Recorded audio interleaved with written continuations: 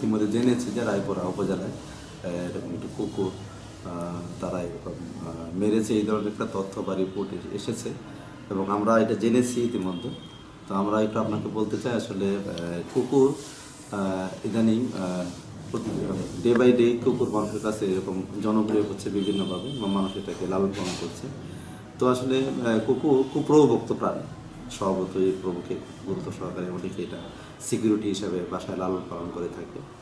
তা আসলে কুকুর আমরা একসময় বলতাম যে কুকুর নিধন করার কথা, কিন্তু এখন প্রাণী কল্যাণ আইন 2019-এর অনুযায়ী আসলে কিন্তু আমরা কুকুর নিধনের কথা এখন বলি না। এখন কুকুরকে পরিবেশ রক্ষার স্বার্থে, পরিবেশের ভারসাম্য রক্ষার স্বার্থে কিন্তু এই সমস্ত অ্যানিমেলকে আমরা রেয়ার করার কথা বলি, এবং এদের প্রতি কোনো প্রকার নিষ্ঠুর আচরণ, কোনো অন্যায় আচরণ বা তাদেরকে কোনো ধারালো অস্ত্র দিয়ে আঘাত বা তাদেরকে মানে বিনা কারণে হত্যা করার কিন্তু কোনো বিধান নেই।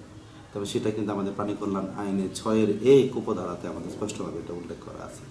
আমরা জেনেছি ওখানে একটা কুকুর এরকম করে হত্যা করা হয়েছে, এবং আমাদের ওখানকার সংশ্লিষ্ট উপজেলা প্রাণী সম্পদ কর্মকর্তা ডক্টর কামরুল ইসলাম তার নেতৃত্বে একটা টিম এটা পোস্টমর্টেম করেছেন। তাদের ভাষ্য অনুযায়ী তারা আসলে মেজর ইঞ্জুরি তারা পেয়েছে, যেখানে মেজর অর্গান তাদের একটা ডিস্ট্রাকশন ছিল, এবং সেই সাথে অন্যান্য অর্গানেরও সেখানে তাদের পেয়েছে।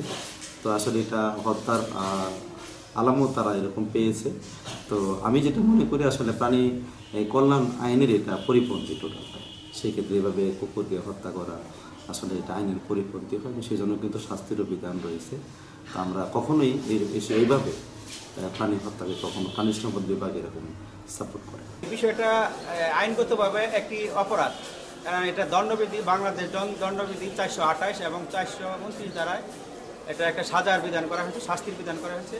দণ্ডবিধি 428 দ্বারা বলা আছে 10 টাকা বা তদুর্ধ্ব মূল্যের কোনো প্রাণীকে যদি কেউ ইচ্ছাকৃতভাবে হত্যা করে তৎক্ষেত্রে 2 বছরের সাজা, এবং দণ্ডবিধি 329 দ্বারায় 5 বছরের সাজার বিধান রাখা হয়েছে।